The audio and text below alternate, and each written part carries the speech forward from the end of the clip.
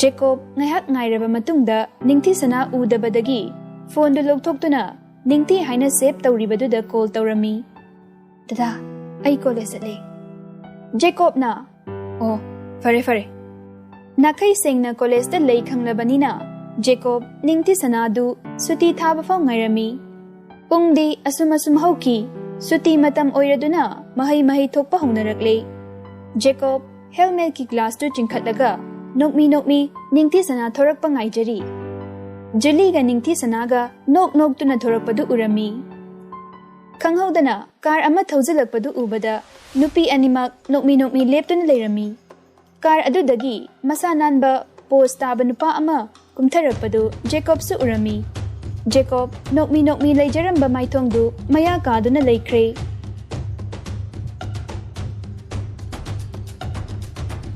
Hero naireko. Roger na. As waridi. Kaino ngasidi yosabi makong nama watro. Julie na. Thoibi leina na re ye. Pungsungali hafet aswaifa koirisidana. Julie na kumlai. Hare. Kari numino ngasidi. Noi na yamba kok ayona badu lehodro. Roger na nokmi tawraga. Ma lehodabay nine. Tamogi karga thogayra laise. Julie na kumlai. Adudi bai lao he. Awai bakar se tong hose. Ningthi sanana. As kuhai se.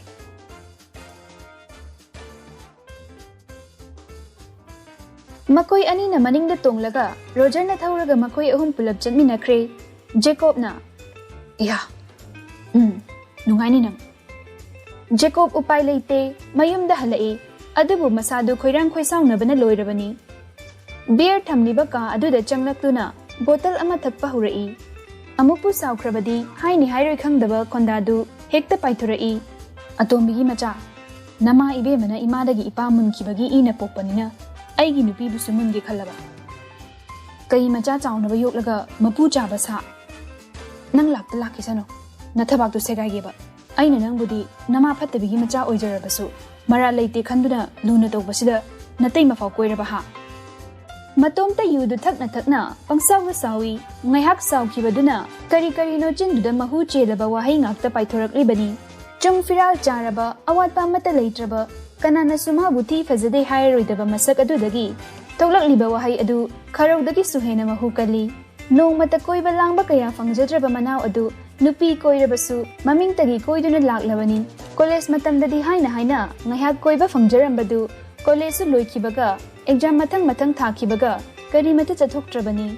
Adugi sumatakta mayambana yumdagi kayasu hendok hande. Mabu nushidabagi natte Jacob paisa pairakpagi yeknabasu yami manabu asoi angam yawgadra khanduna jacksonbani. Madu Roger su khangdaba natte mayambagi maithong ubada loina khangba ngamlibani. Ngasidi tanja fangle khanna car gadu thauraga hero ngaihak sajarubani. Ahum du restaurant amada changai. Roger na hairai. Janing ba order tawbiba yani. Julie na kumlai. Yes. Sale kayam yawra adana. Roger na. Nahanggay lupa yankay tungsilakpada 10K hena yawra.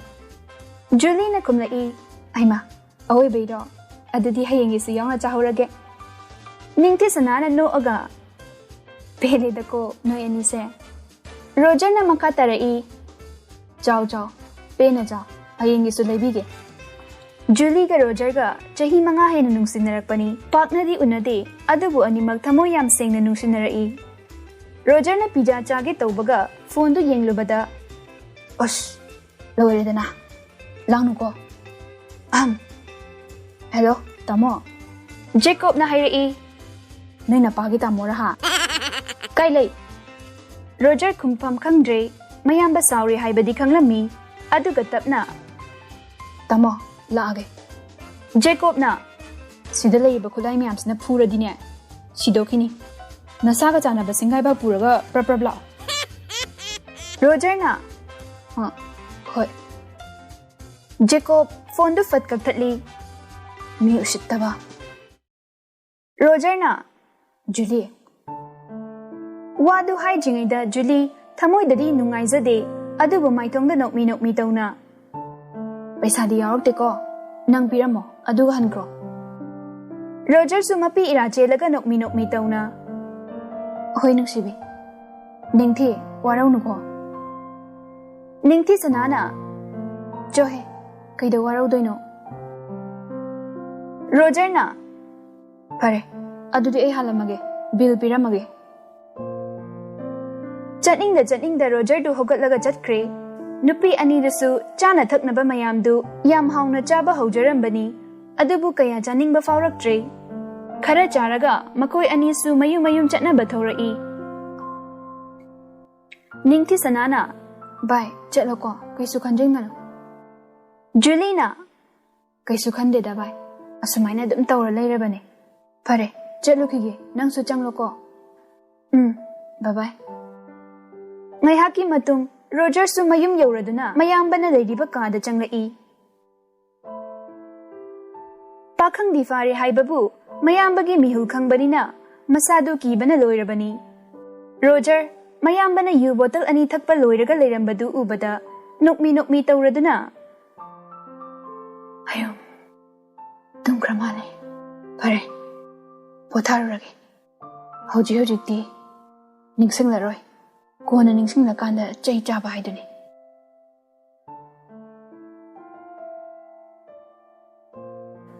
Roger पखतलंबदु now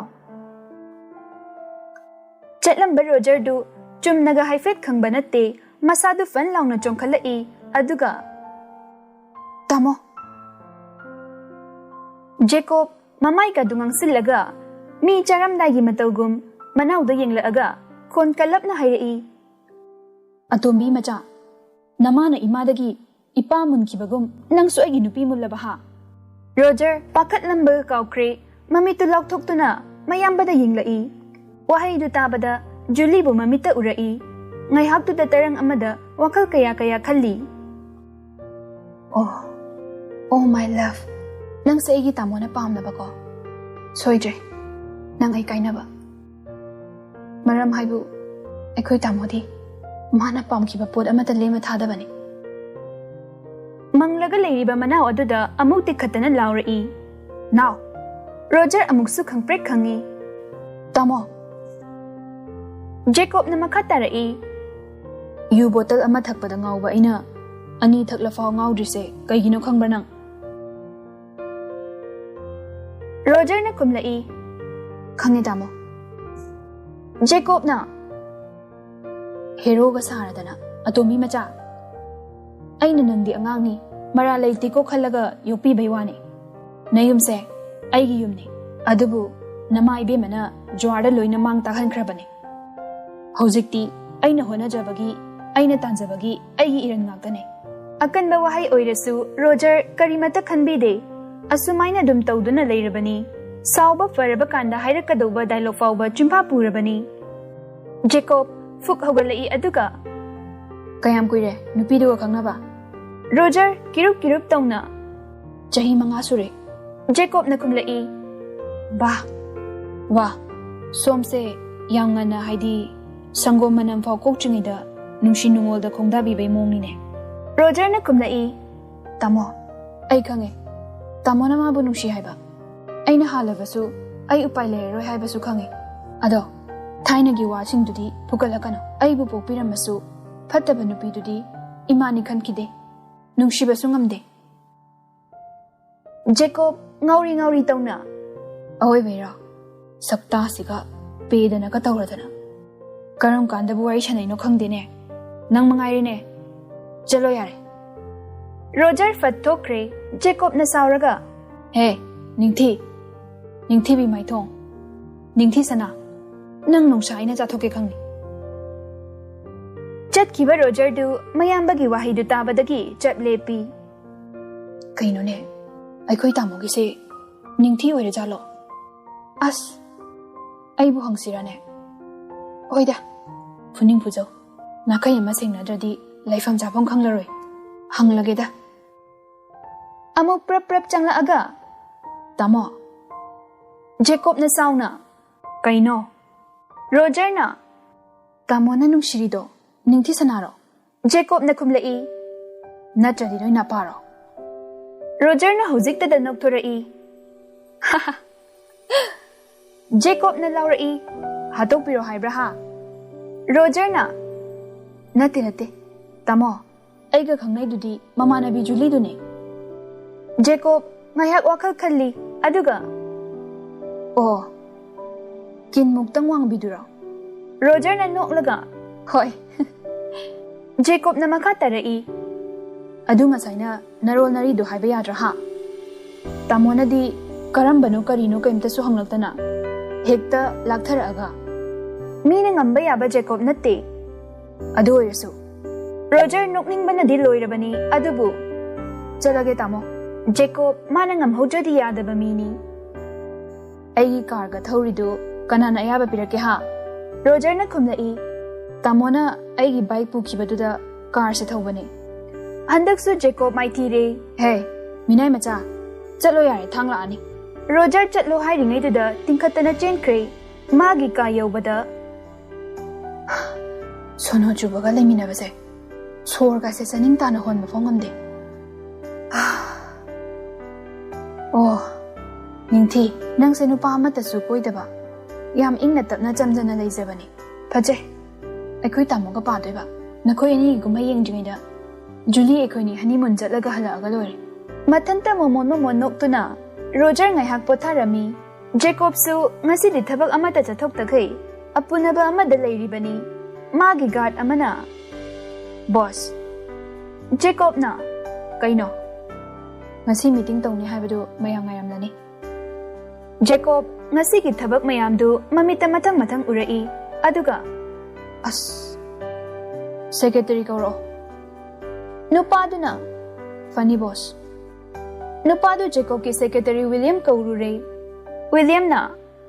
Boss. Jacob na hairi. Will. Ngasi office ta meeting ama laibane. Nang chatlaga meeting du yauro. Makoi mayami kay mot laigi khangdoro. Ai isa nungaite haramo. Aduga mall da su changlaga awat pa kay laigi yenglamo. Bank ta su paisa transfer tawbado kamaina tawrige amta check taramo. William na. Funny boss. Jacob na hairi. Atay di ko na chatlasi. Adu singduda amukta hana yengsilu jo. Yare jo. William chatkre. Somdana ningthi sanadu melody manakta laklami. Bye. Nasa kara nungairabo. Melody na. Bye. Nungaire. Ningthi sanana. Ngasi di Roger do. Mayamba kokchaki car puraga lai. Aduga restaurant amada akoi ahum kai kaino charingaida phone tawri. Adudagi Roger do pakhatana chakre. Melody na. Noidi ai yaujingida ahaw bayam charuraboire. Ningthi sanana. Khaidino da. Safam thapamga khangdi. Roger gi matawduda. Melody na khumlai. Bye. Roger se paisa bai bai mung sumale. Adagi magi chamjaba matawduda lairabasu amuk sumale. Ado achumbadi ngangi ko. Haidi gari makhal thawrasu magi nate akoi tamogi ne dum haidra. Ningthi sanana khumlai. Hai. Asengmadi dum haidoi. Oidabadi ngangdi. Ado khangdida. Mabupudi yam phai. Yam jame. Asukuina loinarakpase. Julie makoni dang unadri. Magi chamjabasida. Magi maramda hangbasu ta. Melody na. Julie na khangba haibu. Mayamba yam satiba ama laibane. Si khakjani khangliba. Mapa mama di laikidra maliko. Ningthi sanana. Pare. Aisu chatlage. Nang nasado kamay tawrage ba?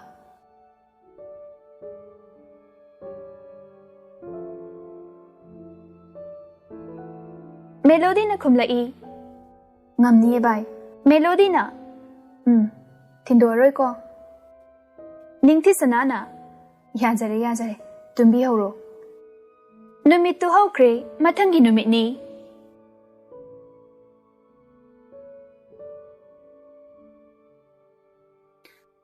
Anam kanba khanasisu college ningthi sana lumba chatnaba same sari. Thabak chinkraba mana karibu khalibano khangde. Kaisu natrabasu siki anada chenaba yabanu panatte. Asuk yamkraba business makal tawriba mana thabakta karimata thausadana ningthi sanabu nongmagi ohoraga loire khanduna ngarangumna icham chamba dress haptuna bike tu thauraga college gate aduwaida gari du khamlammi mayak leiraga students mathang laktuna college sangnakre gate maya oirapna duke ama khambadu urami gari du dagi melody ga ningthi sanaga kumtharai ningthi sanani ne nahangi mama biduga kanano ngasina mo melody haidugi bf oirajala nupi ani duna khut hairaga changkhibadu jacob su uribani gari du mamai leithoklaga thauraga chatkiba nupadu haifet yenglui adubu kaisu thausadana khanjilluba tawdana gate manungda changkhiba ningthi sanadu yengduna tarang amada leijahawi jacob su nokmi ningthi sanabu urabanina mayumda hannaba bike tu start tawrami aduga sakfam madu hanjinki gari mamai leiraga thaukiba nupadu mamitta khangu urai lambi ga kauba makai helmet manungdagi jacob sauraga kanna laurai mana fana sauraga kaurabasu ajat awang singna mi kauriboi khanduna kaisu thosana khanjilude bike tu thauraga koyeng yengi adubu kadomna thaukrabano khanghodre mathanta gari du dakina thenjili aduga ha nangle na tharoidana paisa dudi kaubu bikrage ningthi daga mi yeng taramadana nasado part amamamta lauthoklaga tongan thamgeba jacob upai leita mayumda halak ami ngayak sofa da famlaga mangduna lei kana lei nupa amana boss jacob na kharaporo nupa duna kani boss nupa duna drug khara puthorai boss sida leijare jacob potu kunam da khara hairaga manatum nama mensillaga namana chinkhatli vodka ama poro aduga ice cube khara su yaro nupado amuk vodka ga ice cube ka amuk laururaga mahaki table da thammi rahul do hek thingna ba famda engona pau piro mage topa number khangba ngamji bara hojifo nupadana phone number di amta khangba ngamji leifam su mafam amada sin duna leibanina jab jaba khangji boss jacob glass tu amuk thangalaga thai driver rajengi mana adwai da chatlaga noi khara layo mahaki macha nupi lumba soidana lakani natraga makhoi ga yanaba imung ani do changtok changchin tongnaram basu yai wafam sida william yahangano noina fana batawro william da thabak mayam masina dawlai aidi rahul hatriba phau thabak amata yawroi nupa aduna funny boss nupa du thokre roger changla aga tamo jacob na kaino aigi laptop haibado jacob na khumlai nang laptop kai dawrage roger na bera kare ama leibini haikibado william ga chalaga lairo aduga gari gi showroom da su changlo anoba model gi car 20 mu chen kibado laglabra kamai to genglo roger na khumlai hoi tamo roger hagotlaga chatki tawbada jacob na ningthi sanadu nupa koibra mayambana karimata mong hadana hanglakpaduda roger su sat launa tamo nupa amata koidribani mahak adumbagi irang kemta leitabani nangi namanabagi cake chanani haibado nupi yauni dai aikoi doina tawseyo aduga ningthi sanasu yaholao wari sana doba yam lei roger na khumlai tamo ningthi sanagi phone number leiye phone da oina wadu haiba loijingaida jacob na pathatlaga phone da sanaba yaba wanate number budi ingonda su leine hoi tamo upai leite roger su thokre haina kiba matung ina unasi haina kiba numittu hayeng da ngairi taseng badi roger julie unasi haina bani mayamba da birthday ni hairabani na roger su nupa ama oina ngamnaba marup alex da phone tawrami alex na hello yam thazadi kai leirage bye as matha sabane yajai nakandagi irikna mi majadi yumbu rembi oibanina yumdagi hendokte ko roger na bye iriksu leibro leye ado kai doragi roger na hairi julie ekoini hayengse unase hainabani kuiri hainarapa ada tamodane imanabagi birthday ni hajinaraga unage tawbani tamona ꯑꯩꯈꯣꯏ ꯗꯣꯏꯅ birthday ꯄꯥꯔꯇꯤꯗꯨ ꯇꯧ ꯍꯥꯏꯔꯛꯏ election ꯅꯣꯏ ꯇꯥꯃꯣꯅ ꯅꯪ ꯆꯦꯛꯁꯤꯟꯕꯁꯤꯗꯤ ꯅꯨꯄꯤꯗꯨ ꯃꯉꯥꯏꯔꯦꯍꯦ ꯔꯣꯖꯔꯅ ꯀꯨꯝꯂꯛꯏ ꯑꯗꯣ ꯚꯥꯏ ꯀꯣꯂꯦꯖꯀꯤ ꯐ꯭ꯔꯦꯟꯒꯩꯗꯣ ꯂꯣꯏꯅ ꯄꯥꯎ ꯄꯤꯈꯣ ꯍꯌꯦꯡ ꯑꯩꯈꯣꯏꯗ ꯄꯨꯟꯁꯤ ꯍꯥꯏꯈꯣ ꯑꯗꯨꯒ ꯃꯔꯨꯑꯣꯏꯅ ꯚꯥꯏ ꯕꯔꯊꯗꯦꯁꯦ ꯅꯪꯒꯤ ꯁꯥꯔꯣꯀꯣ ꯍꯣꯏ ꯍꯣꯏ ꯚꯥꯏ ꯀꯨꯏꯕꯨꯗꯤ ꯀꯨꯏꯗ꯭ꯔꯕꯅꯦ ꯑꯩꯒꯤꯁꯨ ꯕꯣꯔꯤꯁ ꯍꯣꯏ ꯔꯣꯀꯤ ꯍꯣꯏ ꯑꯩꯈꯣꯏ ꯃꯉꯥꯃꯨꯛ ꯂꯥꯛꯑꯒꯦ ꯑꯗꯣ ꯖꯨꯂꯤ ꯎꯅꯕꯗꯤ ꯅꯨꯄꯤ ꯌꯥꯎꯅꯤ ꯍꯥꯏꯕꯗꯨꯗ ꯇꯥꯃꯣꯅꯁꯨ ꯌꯥꯎꯖꯔꯁꯅꯨ ꯍꯥꯏꯌꯦ ꯖꯨꯂꯤ ꯍꯣꯏ ꯄꯥꯔꯇꯤꯁꯨ ꯌꯥꯎꯔꯛꯀꯅꯤ ꯑꯦꯂꯦꯛꯁꯅ ꯕꯥ ꯑꯗꯨꯗꯤ ꯅꯤꯡꯊꯤꯁꯅꯥꯁꯨ ꯌꯥꯎꯔꯛꯇꯣꯏꯔꯣ ꯔꯣꯖꯔꯅ ꯑꯦꯂꯦꯛꯁꯅ ꯑꯃꯨꯛ ꯍꯥꯏꯔꯛꯏ ꯁꯦꯁ ꯏꯔꯤꯛꯇꯤ ꯍꯔꯥꯎꯕꯅ ꯂꯣꯏꯔꯅꯤ ꯔꯣꯖꯔꯅ ꯃꯈꯥ ꯇꯥꯔꯛꯏ ꯌꯥꯔꯦ ꯏꯕꯣ ꯇꯥꯃꯣꯅ ꯑꯩꯈꯣꯏꯗ ꯄꯥꯔꯇꯤ ꯇꯧ ꯍꯥꯏꯁꯦ ꯅꯤꯡꯊꯤꯁꯅꯥ ꯎꯅꯤꯡꯕꯩꯅꯦ ꯏꯔꯤꯛꯇꯨ ꯎꯄꯥꯏ ꯂꯩꯇ꯭ꯔꯦ ꯍꯥꯏꯕꯤꯈ꯭ꯔꯣ ꯅꯣꯏ ꯀꯣꯛꯆꯥꯛꯅ ꯅꯤꯡꯊꯤꯁꯅꯥ ꯄꯥꯝꯈ꯭ꯔꯕꯣ ꯅꯥꯀꯟꯗ ꯒꯦꯝ ꯁꯥꯟꯅꯔꯝꯕ ꯏꯔꯤꯛ ꯉꯛꯅ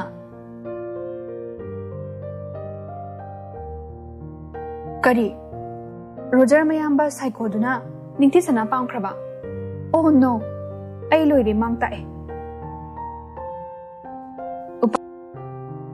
ꯑꯦꯂꯦꯛꯁꯅ ꯀ꯭ꯂꯥꯁ 8ꯇꯩ ꯉꯥꯎꯖꯔꯛꯄꯗꯣ ꯐꯣꯡꯗꯣꯛꯄ ꯉꯝꯗꯅ ꯑꯗꯨꯝ ꯕꯥꯏ ꯄꯤꯗꯧꯔꯦ ꯁꯣ ꯁꯦꯠ ꯌꯥꯝ ꯅꯨꯡꯉꯥꯏꯕꯤꯗꯦ ꯏꯔꯤꯛ ꯀꯩ ꯗꯥꯎꯅꯣ ꯑꯩꯗꯤ ꯊꯕꯛꯀ ꯇꯧꯈꯥꯏꯔꯒ ꯍꯥꯏꯊꯔꯒꯦꯅ ꯉꯥꯏꯖꯔꯒ 이보, no 우파이. 로저기 브로가 빠나바다. 낭디 토이딩 마루군바네. 로저는 녹나가. 아야, 핫레. 얌 하이비노. 아이수 농아이디. 바이바이 닝티사나. 퐁독다나 눅시루바 아이기 이라네. 바이바이 탐하게. 하이행 불러세. 엘렉스나. 호이바이 탐메고. 폰 탐나크레. 로저도 줄리다 아무 콜 떠오르미. 줄리나. 강이네 힝자바. Kay numit no? Is, ay bufon nga sumtaw-taw tabay moong ni. Julie na kumlai, adoy na tida, yam tazada ba hay tare. Roger na kumlai, ayeng se, ako'y doy na pula se, melody su, ningtisa na su, pulap ay law wala agi. Julie na, noy tamo tu chat ki doy ro. Roger na kumlai, chat loy da. Julie na, chay roy draw. Tamona yabay na inahay si. Oo, hohoy. Ani dudasu nahana di haikra bani. Amu haikra ge. Haikro. Tamage ko. Yam tamning na di tamo yare. Roger na makata na. As, maray siya hekta hore. Hayingi taurang taurugi. Phone tam na kre. Roger do makoy dala iba bodyguard karada. Hayingi party ki wata na rami. Decoration ki potlam sing dusu layro na bami karajat kre. Asumna numitu hokre. Nongan baga Roger di nungtigi mataw ama oina gym sanarami. Jacob sungasi di chana bachang lai. Yotu khara khara thangkat padagi waraduna sor thabe holami. Roger di nisa chada banina nungtigi changa mada masadu farami. Hoy nisa chara basu Jacob mahaksu masadi farami. Adubu kahena nisa sizin badagi handakte yotu thangkat pawarami. Magi matawdu ubada Roger nukning bana di loirabani. Yadre he. Se. Thai na manadre. Roger na Wakhal da khalli. Mathibong ni sadi arai gi jasalaga kai dei manadoina. Tamo drug charaga yot sana ba hongna deda. Amuk hena hakjang sokna bani. Jacob mami tu pai na yengla aga. Yot na thongna padane. Lokhat pa yaroi ko. Thorakan. Aseng bahayadi saunung namni. Magi fanaba haibiraga. Jacob manasu singkraba nupani. Kaino ha murum solido. Ayuk sidane khongpak chani ko. Fagi dagi mayamba sauri khangbadagi Roger upai leiroi khalladuna. Ha ti ningthisana manaugi matawda munna yengduna lei. Ningthisanagi wa hairakadra khanduna ngairibani. Adubu Jacob Manauna hagti khanjinaraga karimnari ni haibasi khangja potte. Roger na tumina laikibadu Jacob khon kalapna. Ningthisana kaidorage. Roger su lakna rai. Ngasi yaura aroye. Jacob na kaigi. Roger na masanu ngaiti hai. Adui di party cancel. Kaidano matawro. Roger na ngakna.